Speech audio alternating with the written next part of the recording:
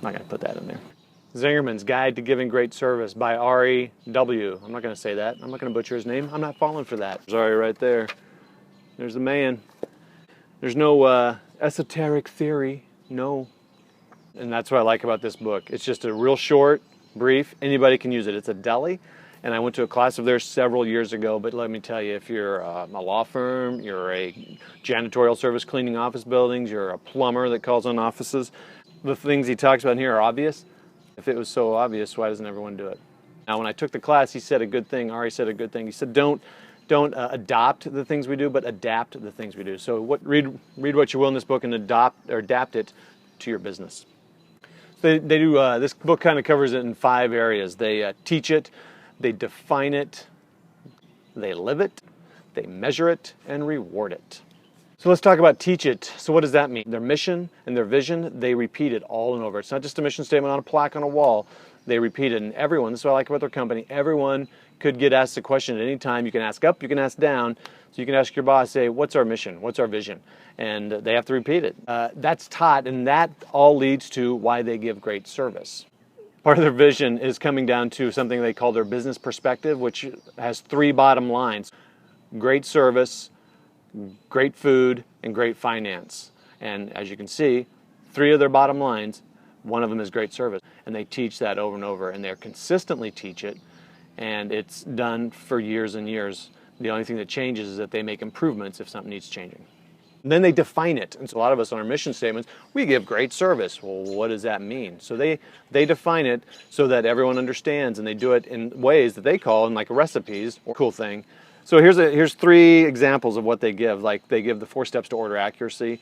They give the code greens and how to use them. So code greens are if someone does something well, how you report that. They have a written system that they keep track of that. And they have 5 steps to handling customer complaints. So as you can see, order accuracy, that works just with anything, a service order or whatever. It doesn't have to be a pastrami sandwich, or sorry, a Reuben. That's why they started the deli, because they wanted a good Reuben in Ann Arbor, Michigan. So the next one, they live it. They believe that the first point of great service is from the leadership, and they call it servant leadership. So the leaders of the business have to serve the staff that works within the company. And then they also believe that everyone within the company serves each other. So it's not just an external facing thing, but you have to show the proper respect to your employees too, and your fellow employees.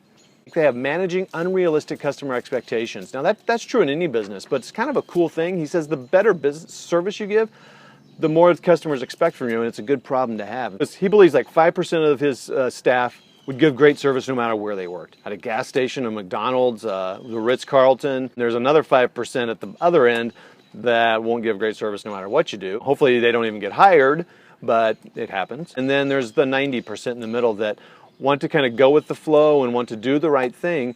It's on the management and the leadership to make the systems, their company's huge on systems, to make the systems and the teaching so that it's easier for them to do that, right? So they don't have to think about it. They can just provide great service because it's in place already. Once you've defined it and you're living it, now you come up with ways of measuring it. And because we work to what we measure, right? I mean, we measure profits, we measure cash flow. Well, we work towards that. So what do we need to do is we need to measure service, how good and how bad we're doing. And if we measure it, we'll work to it. Finally, they reward it. Yay, right? Congratulating in newsletter, meetings, financial or not, or just acknowledging them to their peers in one way or to the customers in one way or the other. And then you can actually reward it because you have measures, right? So they teach it, they define it, they live it, measure it, and reward it. Definitely pick this up. This book is for any business, not just a deli. I'll put links below on how to get a hold of it and buy it. It's short, it's a quick read. Buy it for all the people on your staff and start meeting around and figuring out how you can measure, because it does matter. And that's one way you can make your business more intentional. See it. Yeah, all business up top here. That's right, looking semi-professional. And all party down below. Well, that doesn't sound good.